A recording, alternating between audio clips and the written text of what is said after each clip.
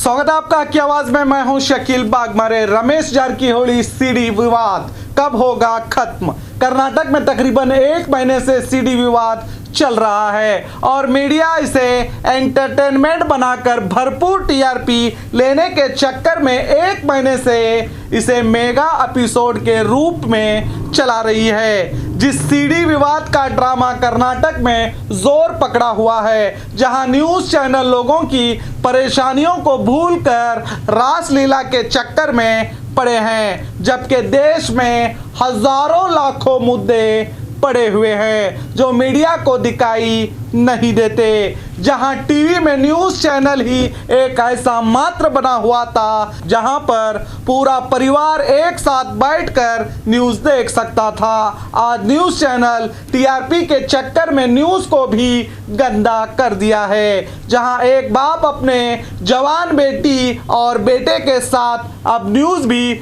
नहीं देख पा रहा है, जहां नेता ही अपने आप को मर्द और नामर्द बताने में लगे हैं, तो क्या करे वो बाप जो राज्य के हालात जानने के लिए न्यूज़ लगाता भी है, तो वहां पर इस तरह के शब्दों का इस्तेमाल होने लगे तो वो अपने परिवार के साथ बैठ के न्यूज़ भी नहीं देख पाता। ये हाल है हमारे देश की मीडिया का। बड़ा अफसोस होता है कि कर्नाटक राज्य में जनता से जुड़े कई हजारों लाखों मुद्दे होंगे, मगर मेन स्ट्रीम मीडिया को वो दिखाई नहीं देता।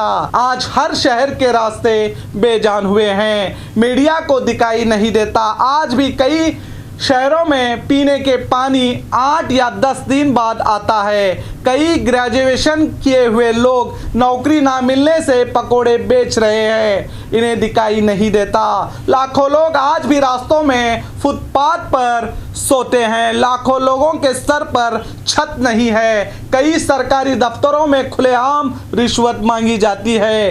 कई गांवों में आज भी लाइट 2 घंटे ही आता है और चला जाता है, और कई गांवों को जाने के लिए रास्ते तक नहीं है। कई किलोमीटर कच्चे रास्तों से लोग पैदल चलते हैं, मगर ना ही सरकार को इन मुद्दों से लेना है और ना ही मेन स्ट्रीम मीडिया को। ऐसे हजारों मुद्दों को छोड़कर ये लोग रासलीला सीडी के पीछे पड़े हैं कि किसने किसको धोखा दिया है, कौन इस सीडी के पीछे मास्टरमाइंड है, किसने ये साजिश की है, ये जानने में लगे हैं। तो मैं कहूँगा, अगर जान भी लोगे तो कौन सा विकास किया, कौन सा पहाड़ तोड़ा? अगर इसी तरह मीडिया विकास के कामों के पीछे पड़ती तो शहर तो छोड़िए, गांव भी चमक उठेंगे और जिम्मेदार अपनी जिम्मेदारी निभाएंगे। मगर अफसोस के आज मीडिया अपना वजूद खोते जा रहा है। आगे देखते हैं इस सीडी का सच सामने आने के बाद